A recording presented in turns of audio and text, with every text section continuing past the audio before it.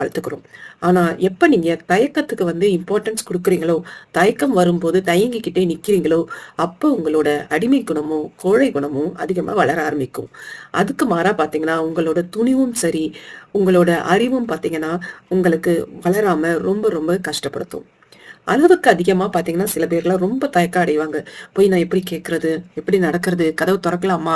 Close பண்ணலாமா? உட்காரலாமா? இப்படின்னு ஒரு பேசிக் உரிமைய கூட பார்த்தீங்கன்னா, தன்னால எந்த டெசிஷனும் எடுக்க முடியாம, ரொம்ப தயக்கமா இருப்பாங்க. இந்த மாதிரி இருக்கக்கூடிய இந்த தயக்க உணர்வால தான் நெறைய பேருக்கு சாதிக்கவே முடியாம போயிட்டே இருக்குங்க. எவ்வளோ அவங்களுக்கு நெறைய திறன் இருந்தா கூட, அவங்களோட திறனை இயக்கக்கூடிய, வெளிப்படுத்தக்கூடிய இந்த தயக்க உணர்வு இருக்கிறதால, அது என்ன பண்ணும்னா, திறன வெளிப்படுத்த முடியாமலாவே போயிட்டு இருக்காங்க. இதனாலேயே அவங்களால அவங்க நெனச்ச விஷயத்த வெளியில வெளிப்படுத்த முடியாமயே போயிடுது. முக்கியமா பார்த்தீங்கன்னா, இந்த தயக்க உணர்வு இருக்கிறவங்களுக்கு எல்லாமே பார்த்தீங்கன்னா